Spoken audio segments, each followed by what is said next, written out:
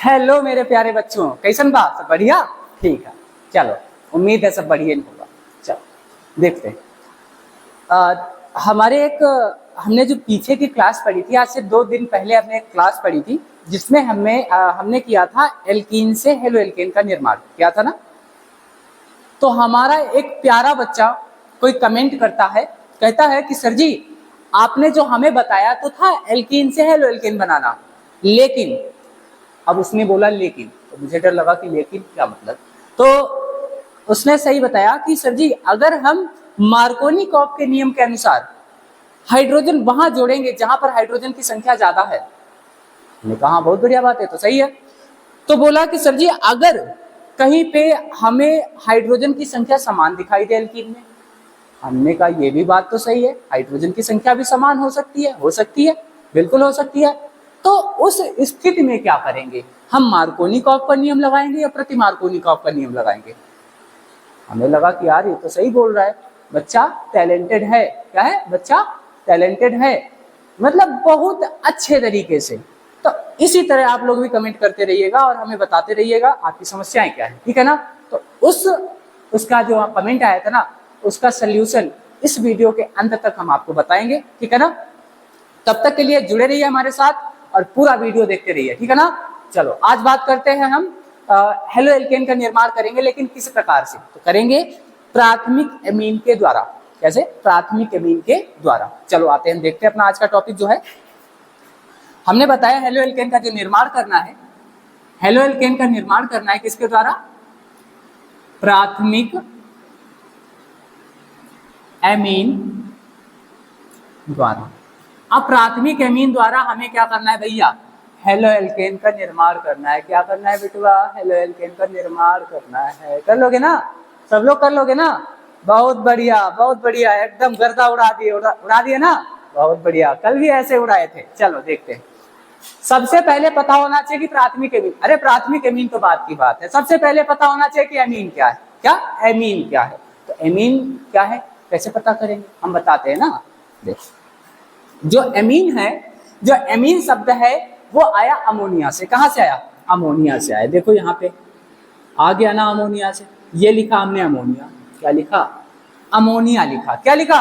Ammonia लिखा। तेज जोर से बोलो, क्या लिखा? अमोनिया लिखा। Very good. अमोनिया से कहोगे सर जी ये एमीन अमोनिया अलग अलग है, तो इससे क्या मतलब? हम बताते हैं ना, अमोनिया का फॉर्मूला पता है ना सबको? सबको पता है, सबको पता है। अमोनिया का फॉर्मूला होता है NH3। क्या होता है? NH3 क्या होता है? अमोनिया होता है। क्या होता है? NH3 होता है अमोनिया। और इसी, अब समझो अमोनिया से क्या बनाएंगे? एमीन।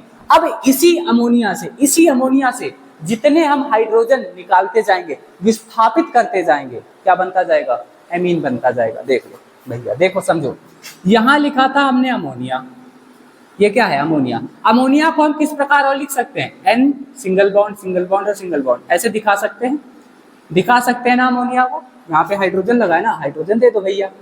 दे दिया ना हाइड्रोजन, देखो यहाँ भी क्या कर दिया? हाइड्रोजन दे दिया। ये अमोनिया है ना, NH3 है ना, NH3। ठीक है, देखो अब हमने बताया इसी NH3 से जितने हाइड्रोजन निकाल दोगे, क्या करोगे? जितने हाइड्रोजन निकाल दोगे और उसकी जगह पर उतने ही एल्किल समूह जोड़ दोगे, तो क्या बन जाएगा?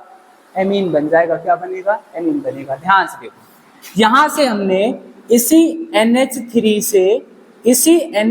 से क्या कर दिया भैया? इसी NH3 को कन्वर्ट कर दिया, एक हाइड्रोजन यहां से निकाल दिया। कितना हाइड्रोजन निकाला? एक हाइड्रोजन। देखो यहां से हमने क्या किया? एक हाइड्रोजन ये वाला क्या कर दिया? यहां से ये वाला हाइड्रोजन कर दिया यहां से गायब, निकाल दिया, विस्थापित कर दिया, और इसकी जगह पर जोड़ दिया हमने एल्किल समूह R। क्या जोड़ दिया? एल्किल समूह। एल्किल समूह को हम R से प्रदर्शित करते हैं, पहले से पता है ना आपको? ठीक है, तो एल्किल समूह जोड़ दिया R, जोड़ दिया ना। अब ये क्या बन गया? अब ये बन गया R सिंगल बॉन्ड NH2 बन गया ना। ये बन गया एमीन। क्या बना? एमीन। एक हाइड्रोजन विस्थापित किया, उसकी जगह पे क्या जोड़ दिया हमने? एल्किल समूह जोड़ दिया। क्या बन गया? एमीन बन गया। बात क्लियर है? लेकिन कौन सा एमीन बना बताते हैं ना अभी और हाइड्रोजन विस्थापित करो। इसी अमोनिया से, देखो 3 हाइड्रोजन थे, इसी अमोनिया से अभी तक हमने क्या किया था, एक हाइड्रोजन विस्थापित किया था, निकाला था ना। अब क्या करते हैं भैया, 2 हाइड्रोजन निकाल देते हैं। देखो ना यहाँ पे, देखो ना, देखो ना, देखो देखो जल्दी, देखो कितने हाइड्रोजन निकाले, 2 हाइड्रोजन निकाल दिए। अब अगर हम 2 हाइड्रोजन निकाल देंगे ना भैया, तो क्या बनेगा, इसी नाइट्रोजन के साथ एक हाइड्रोजन बचेगा ना, हाइड्रोजन बचेगा ना। इस हाइड्रोजन के पास एक एल्किल समूह आ जाएगा और इस हाइड्रोजन के पास भी क्या आ जाएगा, उसके साथ उसकी जगह पे क्या आ जाएगा, एल्किल समूह आ जाएगा। अब क्या बन जाएगा ये भैया, देखो क्या बन जाएगा, ये बन जाएगा R2, 2 R हैं तो R2, और क्या बचा, NH बचेगा ना, NH, ये दिखाई दे रहा। अभी एक और हाइड्रोजन बचा है ना, वो भी देख लेते हैं। देखो भैया, ये नाइट्रोजन, ये हाइड्रोजन, ये हाइड्रोजन और ये हाइड्रोजन, इसके पास 3 हाइड्रोजन, मतलब अमोनिया था NH3 था ना। देखो भैया, अब हमने 2 हाइड्रोजन इसके पहले विस्थापित, पहले 1 हाइड्रोजन किया फिर 2 किया, अब की बार करने हैं तीनों हाइड्रोजन विस्थापित। निकाल दो ना भैया यहाँ से तीनों हाइड्रोजनों को, निकाल दो, निकाल दो भैया, देखो निकालो। अब जैसे ही हमने तीनों हाइड्रोजन को यहाँ से निकाला, नाइट्रोजन भैया अकेले ही बच गया ना। अब नाइट्रोजन अकेला बचा, तीनों हाइड्रोजन की जगह पे आके जुड़ जाएंगे कौन, एल्किल समूह। कौन जुड़ेगा, एल्किल समूह, मतलब R। जोड़ दो, यहाँ पे जोड़ दिया R, यहाँ पे जोड़ दिया R और यहाँ पे जोड़ दिया R, जोड़ दिया ना।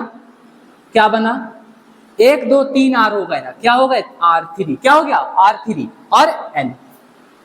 सिंगल बॉन्ड लगा दे, लगा दो, लगा दो, लगा दो, कोई दिक्कत नहीं, लगा दो, लगा दो, लगा दो, एकदम से लगा दो, लगा दिया ना, R3N लगा दिया। देखो अब यहाँ पे प्राप्त क्या हुआ, RNH2, R2NH और R3N प्राप्त हुआ ना। हाइड्रोजन की संख्या घटती गई और एल्किल समूह की संख्या बढ़ती गई। इतना समझ आया ना, समझ आया ना, समझ आया, बहुत बढ़िया, बहुत बढ़िया, बिल्कुल बहुत बढ़िया। देखो अब इनका नाम क्या होगा, नाम क्या होगा भैया, देखो अगर एक एल्किल समूह आ रहा है, एक हाइड्रोजन जा रहा है, तो इसका नाम होगा प्राथमिक एमीन। क्या होगा, प्राथमिक एमीन होगा ना। अब अगर 2 हाइड्रोजन जा रहे हैं और उसकी जगह पे 2 एल्किल समूह जुड़ रहे हैं, तो इसका नाम क्या होगा, इसका नाम होगा द्वितीयक एमीन। क्या होगा, द्वितीयक एमीन होगा, द्वितीयक एमीन होगा। बात क्लियर है ना भैया, बहुत बढ़िया, बहुत बढ़िया, एकदम गर्दा उड़ा दिए। देखो अगर यहाँ पे 3 हाइड्रोजन विस्थापित हो जाएं और उसकी जगह पे 3 एल्किल समूह आ जाएं, क्या होगा, ये होगा तृतीयक एमीन। क्या होगा, तृतीयक एमीन। क्या होगा, तृतीयक एमीन। समझ आ रहा है ना बबुआ, आ रहा है ना, बहुत बढ़िया। आगे देखो, हो गया ना तृतीयक एमीन। और अब हम देखो इसमें से हमें करना क्या है, हमें करना है प्राथमिक एमीन द्वारा क्या, हेलो एल्केन का निर्माण। तो प्राथमिक एमीन यही तो है ना, प्राथमिक एमीन यही तो हुआ ना। प्राथमिक एमीन क्या हुआ, प्राथमिक एमीन यही तो हुआ ना बेटा, बताओ, हुआ ना।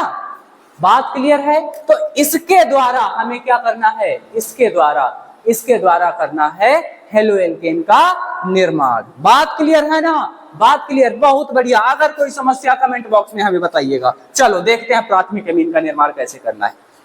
इसको हटाएं, बहुत हटा देते हैं। तो प्राथमिक एमीन क्या है, RNH2 है ना प्राथमिक एमीन। चलो देखो,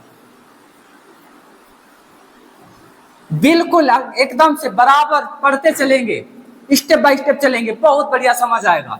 और अगर एक बार बहुत बढ़िया समझ आ गया, एक बार अगर बहुत बढ़िया समझ आ गया, हम पढ़ेंगे अपने नाती पोतों तक को, सबको पढ़ाएंगे, बहुत बढ़िया। देखो अब क्या है प्राथमिक एमीन, अभी हमने बताया था प्राथमिक एमीन क्या होता है। क्या होता है प्राथमिक amine, R single bond NH2। क्या था प्राथमिक amine, R single bond NH2। अब प्राथमिक एमीन के द्वारा क्या बनाना है हमें, प्राथमिक एमीन के द्वारा बनाना है क्या, हेलो एल्केन। क्या बनाना है, हेलो एल्केन बनाना है, जो हम बनाते आ रहे हैं ना इतनी देर से। चलो प्राथमिक एमीन ले लिया। अब प्राथमिक एमीन से डायरेक्ट हम तो हेलो एल्केन बना नहीं सकते, यहाँ पे हेलोजन भी तो लेना पड़ेगा। तो हेलोजन कहाँ से लाएंगे, हेलोजन लाएंगे कहाँ से, तो लाएंगे ना भैया, अगर लाएंगे नहीं तो हेलो एल्केन कहाँ से बनेगा, लाएंगे नाइट्रोसिल क्लोराइड से। कहाँ से, नाइट्रोसिल क्लोराइड से। और नाइट्रोसिल क्लोराइड क्या होता है भैया, देखो बताएंगे, NOCl होता है नाइट्रोसिल क्लोराइड। क्या होता है, NOCl होता है नाइट्रोसिल क्लोराइड। अभी आपको बताएंगे ना, स्टेप बाय स्टेप समझना केवल।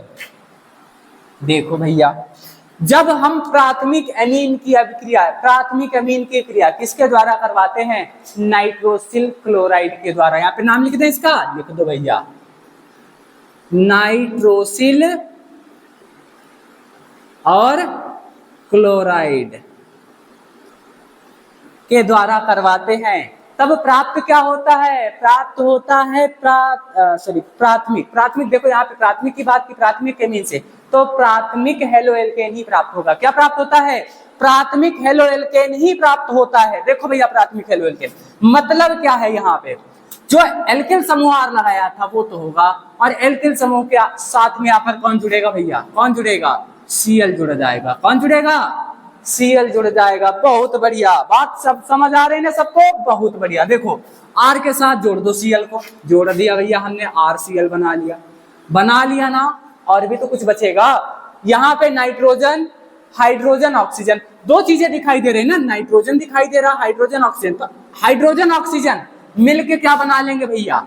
हाइड्रोजन और ऑक्सीजन मिलके बना देंगे जल। क्या बनाएंगे? जल। और बचा क्या बेचारा? नाइट्रोजन बचाना, लेकिन नाइट्रोजन एक यहाँ पे और एक यहाँ पे, तो दो नाइट्रोजन है ना, क्या बना लेंगे? नाइट्रोजन गैस मुक्त हो जाएगी। क्या हो जाएगी? मुक्त हो जाएगी। मुक्त हो जाएगी ना भैया? मुक्त हो जाएगी। बहुत बढ़िया। तब इतनी बात समझ आई? बात इतनी क्लियर है? बात इतनी क्लियर है? कोई अगर समस्या हो तो मुझसे पूछिए ना, हम आपको बताएंगे। अभी ध्यान से देखो, और कुछ अभी बताना। ये हमने तो बताया था साधारण इसका एक फॉर्मूला। अब देखते हैं, हम एल्किल समूह की जगह पे ले लेते हैं किसी एक हाइड्रोकार्बन की श्रृंखला। देखो भैया यहां पे हमने आर लिया था, आर की जगह पे लेते हैं, क्या ले लें? बताओ, तुम ही बताओ। अरे तुम लोग बोल थोड़ी ना सकते हो, कमेंट में ही बता सकते हो ना, और कमेंट में बताने की आवश्यकता पड़ेगी ना वीडियो देखने के बाद। देखो एल्किल समूह की जगह पे हमने लिया C2H5। ये क्या है? C2H5। C2H5 single bond NH2 के साथ जुड़ा था, नहीं तो हम C2H6 लेते। क्या था? C2H6 एथेन था। क्या था? एथेन था।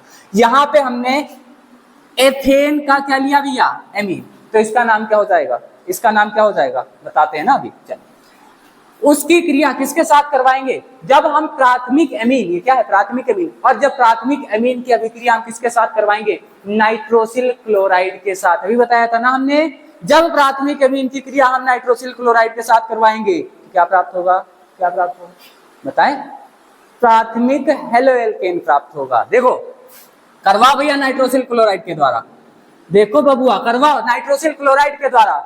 क्या प्राप्त होगा? प्राप्त होगा प्राथमिक हेलो एल्केन। और कहां से? ये देखो, ये हमने ले लिया एल्किल समूह जो हमारा हाइड्रोकार्बन था, यहां से ले लिया हमने क्लोरीन। प्राप्त क्या हो गया? यहां से एल्किल समूह क्लोरीन। क्या है हमारा एल्किल समूह? C2H5। क्या है? C2H5। जोड़ दिया क्लोरीन, जोड़ दिया ना, जोड़ दिया। बहुत बढ़िया, गर्दा उड़ा दिए सबके सब। देखो आगे क्या है।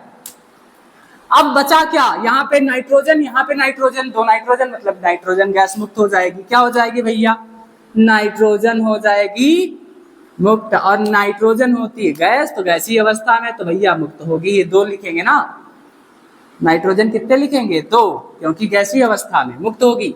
और बचा क्या? देखो और क्या बचा? यहाँ से दो हाइड्रोजन, यहाँ से एक ऑक्सीजन बचेगा, H2O। क्या बचेगा? H2O। H2O बचेगा ना बबुआ? बात क्लियर है? कोई समस्या नहीं ना? नोट करो इसको, बताते हैं आगे। यहां तक लिख लिया भैया? लिख लिया। चलो अभी इसमें कुछ छूट गया, कुछ रह गया है। क्या रह गया वो देख लेते हैं। अगर हमसे एग्जाम में पूछ लेगा, पेपर में पूछ लेगा कि इसको लिखेंगे कैसे, हम तो रिएक्शन के माध्यम से समझ गए और रिएक्शन के माध्यम से वहां भी समझा सकते हैं, लेकिन लिखना भी तो पड़ेगा ना, थोड़ा कुछ लिखना पड़ेगा ना कि रिएक्शन बनाई कैसे हमने। तो देख लो कैसे लिखेंगे। लिखेंगे जब प्राथमिक एमीन को, क्या हुआ? जब प्राथमिक एमीन, हमने बताया था ना क्या है प्राथमिक एमीन है, कैसे बनाया था वो भी बता दिया था। जब प्राथमिक एमीन को किसे? नाइट्रोसिल क्लोराइड के द्वारा अभिकृत करवाया जाता है। क्या करवाया जाता? अभिकृत करवाया जाता है। तब प्राप्त क्या होता है? क्या प्राप्त होता है? प्राप्त होता है हेलो एल्केन। कौन सा? प्राथमिक हेलो एल्केन। बात क्लियर है? लिखो जब, क्या लिखेंगे?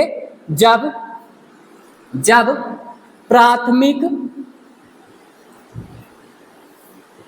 एमीन, जब प्राथमिक एमीन को नाइट्रोसिल क्लोराइड के द्वारा, एमीन को नाइट्रोसिल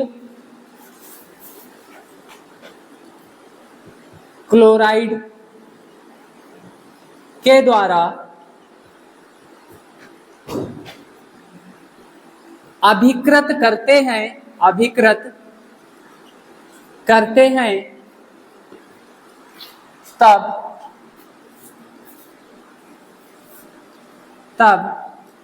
प्राथमिक, प्राथमिक या फिर मोनो बोल सकते हैं, तब मोनो हेलो एल्केन बनता है या बनते हैं। लिख लो भैया, ये भी डिफिनेशन परिभाषा भी लिख लो, फिर आगे बताते हैं। यहां तक बात क्लियर है ना भैया? यहां तक बात क्लियर है? क्लियर है ना बबुआ? क्लियर है, बहुत बढ़िया बच्चों, बहुत बढ़िया जा रहे हो।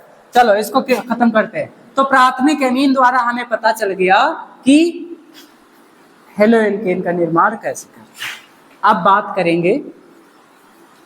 करेंगे जो हमारा आगे का टॉपिक आने वाला है, बात करेंगे प्राथमिक एमीन, प्राप्त हमें हेलो एल्केन ही करना है, लेकिन किसके द्वारा, ये भी पता होना चाहिए। तो किसके द्वारा करेंगे ईथर द्वारा। किसके द्वारा? ईथर के द्वारा। आपकी बार से हम ईथर के द्वारा, ईथर द्वारा क्या करेंगे? प्राथमिक या फिर हेलो एल्केन का निर्माण, प्राथमिक हेलो एल्केन का निर्माण करेंगे। अच्छा, ईथर क्या होता है? क्या होता है ईथर? ईथर जो ईथर होता है उसका फंक्शनल ग्रुप होता है, क्रियात्मक समूह होता है एल्किल समूह R। एल्किल समूह जो होता है R ऑक्सीजन के साथ सिंगल बॉन्ड से जुड़ा रहता है और ऑक्सीजन आगे एल्किल समूह के साथ सिंगल बॉन्ड से जुड़ा रहता है, वो होता है ईथर। देखो इसका फंक्शनल ग्रुप जो होता है वो होता है RO और R, R single bond O और सिंगल बॉन्ड R, ये होता है ईथर। क्या होता है? ईथर होता है। और जब ईथर की क्रिया हम करवाएंगे या फिर ईथर की क्रिया हम किससे करवाएंगे कि हमें हेलो एल्केन प्राप्त हो जाए, तो देखते हैं। देखो भैया, चलो स्टार्ट करते हैं। देखो ईथर की सबसे पहले क्रिया करवाएंगे, तो ईथर हम ले लेते हैं, ROR, ये क्या है? ईथर ले लिया। अब ईथर की क्रिया हम करवाएंगे PCl5 के साथ में, फास्फोरस पेंटाक्लोराइड के साथ या फिर फास्फोरस पेंटाब्रोमाइड के साथ, दोनों में से कोई किसी के साथ करवा सकते हैं। किसके साथ करवाएंगे? यहाँ पे लिख देते हैं, PCl5 के साथ करवा सकते हैं या फिर PBr5 के साथ करवा सकते हैं, दोनों के साथ करवा सकते हैं। और जब हम इन दोनों के साथ क्रिया करवाएंगे तो प्राप्त क्या होगा? क्या प्राप्त होगा? क्या होगा? प्राप्त होगा ना हेलो एल्केन, हेलो एल्केन प्राप्त होगा। देखो अब करवा रहे हैं, सबसे पहले PCl5 के साथ करवा, PCl5 के साथ अगर करवा देंगे प्राप्त क्या होगा? हेलो एल्केन प्राप्त होगा। मतलब यहां से हमें दोनों के दोनों एल्किल समूह उठा लेने, जो दोनों के दोनों क्या है? एल्किल समूह। एक ये हो गया, एक ये हो गया। उठा लो भैया, उठा लो। किसको? अरे किसी को नहीं यार, उठाना है बस। यहाँ से क्लोरीन एक हम ले लेंगे। क्या ले लेंगे? एक क्लोरीन ले लेंगे। और प्राप्त क्या हो जाएगा? प्राप्त हो जाएगा R, दो R हैं तो दो R, पहले R लिख लो, RCl प्राप्त हो जाएगा, RCl प्राप्त होगा। लेकिन यहाँ पे कितने R हैं? दो R है। कितने हैं? दो। तो यहाँ पे दो R लेने पड़ेंगे ना, और जो बचेगा शेष उसे लिख देंगे। तो शेष क्या बचेगा? शेष बचेगा POCl3। क्या बचेगा? शेष बचेगा POCl3। और ये POCl3 है क्या? POCl3 है क्या? तो है फास्फोरस ऑक्सीक्लोराइड। क्या है? फास्फोरस ऑक्सीक्लोराइड है। अब आपसे सीधे की सीधी रिएक्शन कर सकते हो, डिफिनीशन भी, परिभाषा भी इसकी बता सकते हो। क्या बता सकते हो? जब ईथर की क्रिया या फिर जब ईथर को PCl5 या PBr5 के साथ में अभिकृत करते हैं, क्या प्राप्त होता है? हेलो एल्केन बनता है। परिभाषा तो सिंपल है ना। जब ईथर को PCl5 या PBr5 के साथ में क्या करवाते हैं? अभिकृत करवाते हैं, तो क्या बनता है? हेलो एल्केन का निर्माण हो जाता है। That's clear. बात क्लियर है? बात क्लियर है। चलो देखते हैं, इसका नाम क्या है? इसका नाम है फास्फोरस ऑक्सीक्लोराइड। इसका नाम क्या है? Phosphorus oxychloride. इसका नाम है फास्फोरस ऑक्सीक्लोराइड। एक बात और भैया, आप लोग ना अब सपोर्ट नहीं करते उतना ज्यादा, पूरी की पूरी वीडियो देखा करो, नहीं देखते ना, पूरी वीडियो देखा करो तभी समझ आएगा, है ना। तो इससे हम लोगों का जो मनोबल होता है ना वो बड़ा रहता है कि जो बच्चे हैं ना मेहनत कर रहे हैं और हमें भी मेहनत करने में मजा आता है ना। तो देखो अब आते हैं अपने टॉपिक पे। यहाँ हमने PCl5 की बात की थी, है ना। अब बात कर लेते हैं PBr5 की। देखो भैया एल्किल समूह तो वही रहेगा, जो हमारा ईथर था क्रियात्मक समूह वही रहेगा, ईथर रहेगा ना। अब PCl5 की जगह क्या लेंगे, देखो हमने एक बार PCl5 लिया था, अब दूसरी बार क्या लेंगे, PBr5 ले लेते हैं। ठीक है भैया, PBr5 ले लेते हैं, ले लिया। जब हम क्या करवाएंगे, ईथर की क्रिया PBr5 के साथ करवाएंगे, अब क्या प्राप्त होगा, अब भी वही तो प्राप्त होगा, अभी वही प्राप्त होगा, क्या R और यहाँ पे Br प्राप्त होगा, मतलब एल्किल ब्रोमाइड। क्या है ये, एल्किल ब्रोमाइड है, इसे क्या कहेंगे, हेलो एल्केन, ये सॉरी ये एल्केन है, ये हेलो है, हेलोजन। तो हेलोजन भी प्राप्त हो रहा है और एल्किल समूह भी, तो हेलो एल्केन है। और क्या बनेगा, वही बनेगा, क्या POBr3, ये बनेगा, क्या बनेगा, POBr3 बनेगा। क्यों बनेगा वो भी बताते हैं, क्योंकि यहाँ पे अभी हमने क्या लिया था, ब्रोमीन लिया था, यहाँ से दो एल्किल समूह थे, ठीक है, एक एल्किल समूह ये और दूसरा एल्किल समूह ये, तो यहाँ पे दो एल्किल समूह आ गए, हमने दो कर दिया, बात क्लियर, ठीक है। उसके बाद क्या बचा, उसके बाद बचा ब्रोमीन। ब्रोमीन यहाँ पे दो चले गए ना, दो यहाँ पे एक था, दो से गुना कर दी, दो हो गए। उसके बाद बचा क्या, फास्फोरस और ब्रोमीन, कितने, तीन, यहाँ से फास्फोरस ऑक्सी ब्रोमीन, देखो बच गया। इसका नाम क्या है, इसका नाम है फास्फोरस ऑक्सी ब्रोमाइड। क्या नाम है, फास्फोरस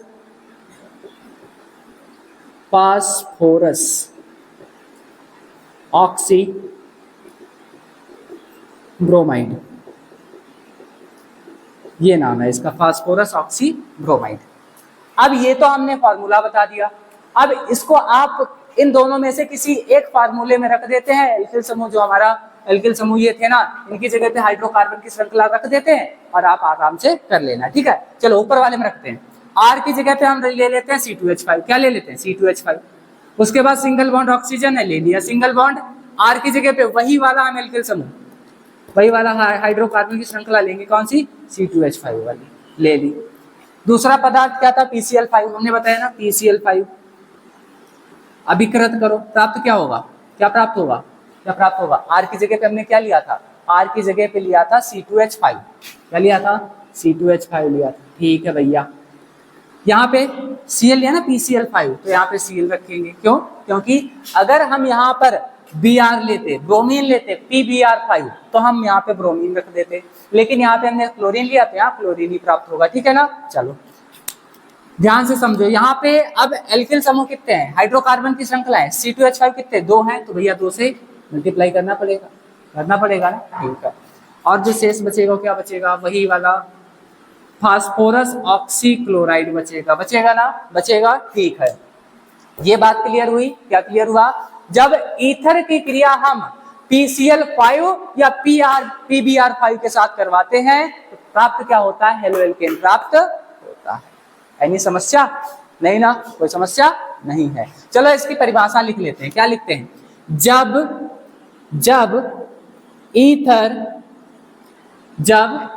ईथर की क्रिया ऐसे लिखो, जब ईथर को PCl5 या PBr5 के साथ अभिकृत करते हैं तो क्या बनता है, हेलो एल्केन बनता है। क्या बनता है, हेलो एल्केन बनता है। अगर हम क्लोरीन के साथ करवाएंगे तो कौन सा हेलोजन प्राप्त होगा, क्लोरीन का। अगर हम ब्रोमीन के साथ करवाएंगे तो कौन सा हेलोजन प्राप्त होगा, ब्रोमीन का। ये परिभाषा हुई, इसको लिखो आप, इस परिभाषा को लिखो, फिर आगे बताते हैं। जो हमारा अभी टॉपिक हमने बताया था स्टार्टिंग में, वही वाला, अगर दोनों तरफ एल्कीन बराबर है तो चलो देखते हैं। प्यारे प्यारे नन्हे मुन्ने बच्चों, देखते हैं आगे। जो भी हमने वीडियो के स्टार्टिंग में बताया था आपको कि एल्कीन द्वारा, जो भी हमने पढ़ाया था मार्कोनिकॉफ का नियम, उसमें जो मतलब बराबर, अगर हाइड्रोजन की संख्या समान दिखाई दे तो क्या करेंगे। हमने बताया था ना, एक इंटेलिजेंट कोई बच्चा है, बहुत इंटेलिजेंट है भाई, हम उसको, अगर वो हमारे पास है ना तो हम उसको फ्री में ऑफलाइन क्लासेस दें, है ना। तो अब वो उसने पूछा था तो हमें बताना तो पड़ेगा ही, चलो मान सकते हैं एक तरीके से क्वेश्चन ही है, चलो उसको देख लेते हैं। हमने बात की थी एल्कीन की, तो एल्कीन के द्वारा हम बना रहे थे ना, किसके द्वारा, एल्कीन द्वारा, एल्कीन द्वारा। और हमने लिया था एल्कीन कौन सा, CH3 CH double bond CH, ये लिया था, मान सकते हैं ये लिया था। और इसकी अभिक्रिया हम एक ही बार में करवाते हैं, एक ही बार में करवा लेते हैं, HBr की उपस्थिति में, HBr की, इसकी HBr की उपस्थिति में, और दोनों एक ही बार में करवाते हैं। यहां पे लिख लेते हैं मार्कोनिकॉफ का नियम, मार्कोनिकॉफ का नियम, और नीचे करवा लेंगे हम प्रति मार्कोनिकॉफ या परऑक्साइड की उपस्थिति में, ठीक है। यहाँ पे लिख देते हैं प्रति मार्कोनिको नियम से, यहाँ पे क्या लिखे, परऑक्साइड, परऑक्साइड से, चलो देखो परऑक्साइड से। अभी देखो मार्कोनिकॉफ का नियम क्या कहता था, जब हमें एक तरफ हाइड्रोजन की संख्या ज्यादा दिखाई देती थी और एक तरफ हाइड्रोजन की संख्या कम दिखाई देती थी, तो इसमें मार्कोनिकॉफ का नियम कहता था कि हाइड्रोजन कहाँ जुड़ेगा जाकर, जहां हाइड्रोजन की संख्या ज्यादा है, और ब्रोमीन वहां जुड़ेगा जहां पर हाइड्रोजन की संख्या कम है, ऐसा कहता था ना। तो मार्कोनिकॉफ के नियम से क्या बनेगा, CH3 CH और सिंगल बॉन्ड CH2, यहाँ पे जाएगा हाइड्रोजन, यहाँ पे जाएगा ब्रोमीन, ये बनेगा ना मार्कोनिकॉफ के नियम से। और प्रति मार्कोनिकॉफ के नियम से क्या बनेगा, कह रहा है कि यहाँ पे हाइड्रोजन वहां जाएगा जहां हाइड्रोजन की संख्या कम है, और ब्रोमीन वहां जाएगा जहां ब्रोमीन की संख्या, हाइड्रोजन की संख्या ज्यादा है। प्रति मार्कोनिकॉफ के नियम से क्या बनेगा, CH3 CH CH2, और यहाँ पे आ जाएगा ब्रोमीन, सिंगल बॉन्ड ब्रोमीन आ जाएगा, और यहाँ पे आ जाएगा हाइड्रोजन। ये हो गया मार्कोनिकॉफ के नियम से, और ये हो गया प्रति मार्कोनिकॉफ के नियम से। लेकिन कौन सी स्थिति में, जब एक तरफ हाइड्रोजन की संख्या ज्यादा हो और एक तरफ कम हो। अब उसने पूछा था, बच्चे ने पूछा था, कहा था कि सर जी अगर दोनों तरफ हाइड्रोजन की संख्या क्या हो, समान हो, ऐसी स्थिति में क्या करेंगे। ऐसी स्थिति में हम मार्कोनिकॉफ का नियम लगाएंगे या फिर प्रति मार्कोनिकॉफ का नियम लगाएंगे। तो हम बताते हैं ना बेटा, देखो क्या बताते हैं। ऐसी स्थिति में भी हम अभिक्रिया HBr के साथ ही करेंगे ना। लेकिन यहाँ पे फर्क कुछ ही नहीं पड़ रहा। क्या नहीं पड़ रहा, अगर हम मार्कोनिकॉफ के नियम से जाएंगे तब भी हाइड्रोजन की संख्या जहां पे ज्यादा है वहां पर हाइड्रोजन जोड़ेंगे, और इसमें हाइड्रोजन की संख्या, अगर ध्यान से समझो, यहाँ पे मान लिया हम M से दिखा देते हैं मार्कोनिकॉफ को, और प्रति मार्कोनिकॉफ को हम P से, या फिर पेरोक्साइड को P से दिखा देते हैं, ठीक है। ये समझो, मार्कोनिकॉफ को M से और पेरोक्साइड को या प्रति मार्कोनिकॉफ को P से दिखा देते हैं। समझो यहाँ पे क्या है, मतलब क्या होगा। अगर इसका IUPAC करें तो कैसे होगा, इसका IUPAC होगा 1 2 3। अब 2 नंबर पे ब्रोमो है ना, तो प्राप्त होगा 2 ब्रोमो, प्राप्त होगा ना 2 ब्रोमो, और 3 कार्बन को क्या कहेंगे, प्रोप कहेंगे, क्या कहेंगे, प्रोप कहेंगे। तो प्रोपेन, इसका नाम हो जाएगा 2 ब्रोमो प्रोपेन, और इसका क्या होगा, इसका होगा 1 2 और 3, मतलब 1 नंबर पे है तो 1 ब्रोमो प्रोपेन होगा ना। दोनों में अंतर यही तो है, दोनों में अंतर है ये, ठीक है। मार्कोनिकॉफ के नियम से 2 ब्रोमो प्रोपेन प्राप्त होगा, और प्रति मार्कोनिकॉफ के नियम से 1 ब्रोमो प्रोपेन प्राप्त होगा। लेकिन अब इसमें क्या है, इसमें कौन सा लगाएंगे, मार्कोनिकॉफ के या प्रति मार्कोनिकॉफ का, दोनों लगा के देखते हैं। मार्कोनिकॉफ के नियम से हाइड्रोजन वहां जोड़ते हैं, पहले देखो यहाँ पे पहले जोड़ के देखते हैं, और ब्रोमीन को यहाँ जोड़ के देख लेते हैं, देखो क्या प्राप्त होता है, देखो क्या प्राप्त होता है।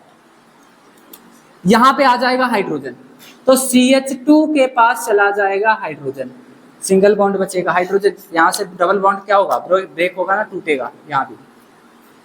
अब इस वाले CH2 के पास कौन आ जाएगा, इसके पास आ जाएगा ब्रोमीन, कौन आ जाएगा, ब्रोमीन आ जाएगा। इसका नाम क्या होगा, इसका देखो IUPAC करेंगे तो किधर से करेंगे, जिधर से ब्रोमीन पास में होगा, इधर से ब्रोमीन पास में 1 2, 1 नंबर पे ब्रोमीन है तो क्या इसका नाम लिखेंगे, 1 ब्रोमो और दो है ना, तो इसे क्या कहेंगे, एथेन कहेंगे। क्या कहेंगे, एथेन। ये हुआ।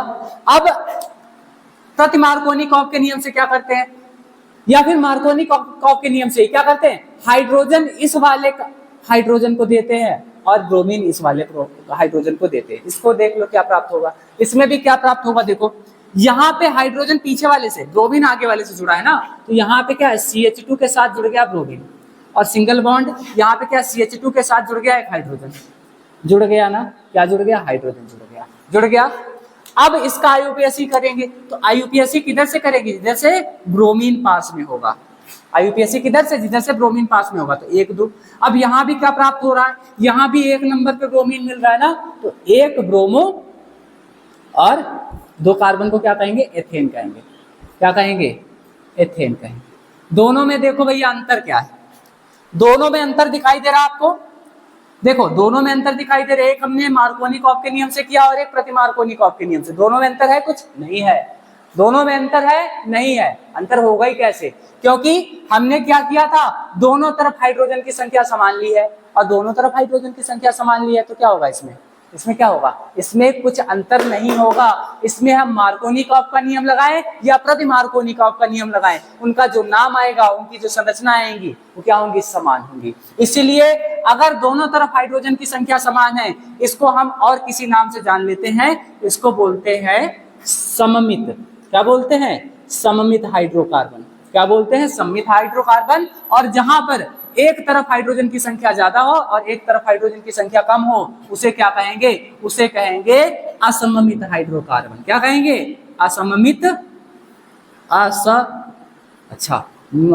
ममित है, असममित हाइड्रोकार्बन। बात समझ आई। अगर दोनों तरफ हाइड्रोजन की संख्याएं समान है तो कैसा है, सममित हाइड्रोकार्बन। इसमें हम मार्कोनिकॉफ का नियम लगाएं या प्रति मार्कोनिकॉफ का लगाएं, बात क्या होगी, समान होगी। प्राप्त क्या होगा, एक ही चीज प्राप्त होगी, चाहे क्या करें, चाहे हम मार्कोनिकॉफ के नियम से करें या फिर प्रति मार्कोनिकॉफ के नियम से करें, है ना। कोई समस्या है अभी नहीं है ना। देखो चलो, देखो हमें लग रहा था कहीं पे छूटा है कुछ, ये प्रोपेन में एक ही मात्रा छूट गई थी, कोई बात नहीं। देखो ऐसा थोड़ा बहुत छूटता रहता है हमसे, कोई बात नहीं। तो इतनी बात समझ आई। इसमें अगर सममित है तो हम इसमें या तो फिर मार्कोनिकॉफ का नियम लगाएं या प्रति मार्कोनिकॉफ का नियम, कोई चेंजेस नहीं होने वाला। बदलाव किसमें होगा, असममित हाइड्रोकार्बन्स में, जिसमें एक तरफ हाइड्रोजन की संख्या ज्यादा हो और एक तरफ कम हो। बात समझ आई। तो आज की क्लास में बस इतना ही रखते हैं, मिलते हैं अपने आगे लेक्चर में, अगली क्लास में। जब तक के लिए जय हिंद।